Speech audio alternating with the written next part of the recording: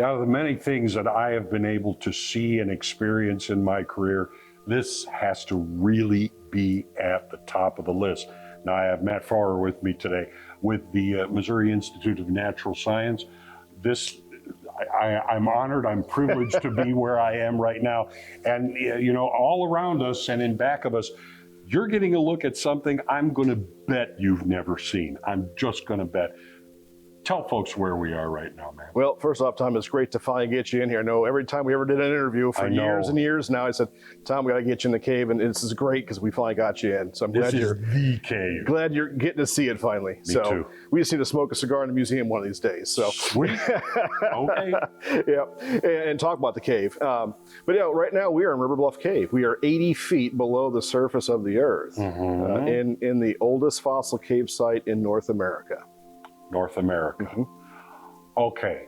Now, the first thing that popped to my mind when I heard of it, it's like, well, it's a cave. You had an opening, you found it, you crawled in, cave. A lot more to it than that. Oh, a lot more, yeah. This cave is very unique. And it's not just because, I mean, it's a moderate-sized cave for the area. It's good size.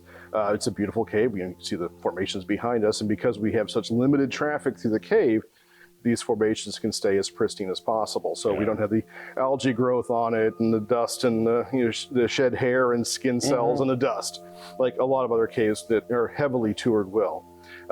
So we get to protect the cave by limiting the access to it. But what's also interesting, we get to the science because this is obviously in a very important paleontological site. This is still a live cave, is it not? Yeah, you can hear the drips behind us. I mean, this thing is... You can see them right in front of you. Yeah, I mean, the formations are still growing in here. What kind of things have you found? Because, well, I mean, everybody, I think, when it first came to light, everybody was talking about the cave bear. Is that it, right? The cave bear. The giant short-faced bear. Yes. Yep. And that in and of itself is an incredible find, but so much more has been discovered since then. Yeah, you know, other caves have had short-faced bear found in them. And I always try to say, you know, they ask, how unique is this discovery? Well, we didn't find the bones of the bear. What we have found are the beds, the claw marks, the hair impressions from when it brushed up against the wall. We see where their cubs were at and sleeping in here. We see their claw marks. We see how they were eating these Ice Age pigs called peccaries. We see that in here as well. So we see their life happen. We get to see, that's what makes this cave amazing, is imagine if you were to leave your house this morning and think about, do you have a piece of toast? Are there breadcrumbs on the counter? Is there the butter knife there? Sure. You know, and you think about where you put the towel at when you got out of the shower this morning, all that kind of stuff. And then go back 500,000 years later into that house. And we still get to see the breadcrumbs, the butter knife, the towel. We get to see how you lived in your home for a few minutes one morning. But you have so many questions answered by some of those little breadcrumbs. And also to give an idea of scale, okay, right in back of us, this tower right here, now we're what, 5 feet away from it? Yes. So that gives you an idea. How high would that bear have reached onto that? If the bear was standing here right now, now this is a 2,000-pound bear on average. Okay. It would not be able to stand up. It would hit its head on the ceiling. So there you go. Yep. 2,000 pounds, African elephant size. Well, actually bigger. Bigger. Well, I mean, elephants are bigger than that, heavier. But 2,000 pounds, I mean, you're, the size of a small car. And he wouldn't have been able to stand up.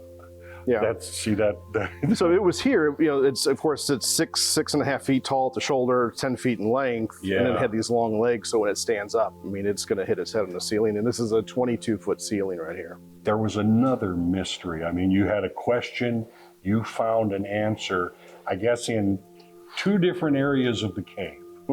And 2 different areas of the country. Yes. Okay, that's what I'm talking about. Explain what happened there. So early on, we discovered mammoth and horses. These are things you normally don't find in a cave. I mean, you find them in trap caves where they fall into a sinkhole, and then filter into the cave. But we didn't have that here. So they kind of walk. They're walking in through the entrances, and they're too big to drag in, and they're too big to kind of wash in as well. So, what mechanism brings in mammoths? into a cave, which they don't want to be in anyway. It's not a fun environment for a big animal like that.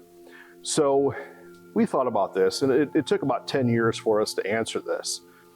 And one day we were dating the sediment in the wall, and one of the dates where we find the mammoth bones, and we came at the date of about 640, 650,000 years ago, plus or minus 30, 40,000 years. Yeah. And that date kind of rang a bell to me because, hey, what happened 640,000 years ago? Yellowstone. Well, could we? I mean, could we have that in here? The ash fall from that? And so we looked at the ash a little closer, or the sediment, and sure enough, we found the ash.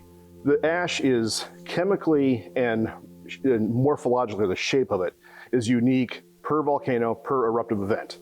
So we can, no matter what. They have their own fingerprint. They do. Yep. Every volcano has its own fingerprint, and each eruptive event in that volcano has its own fingerprint.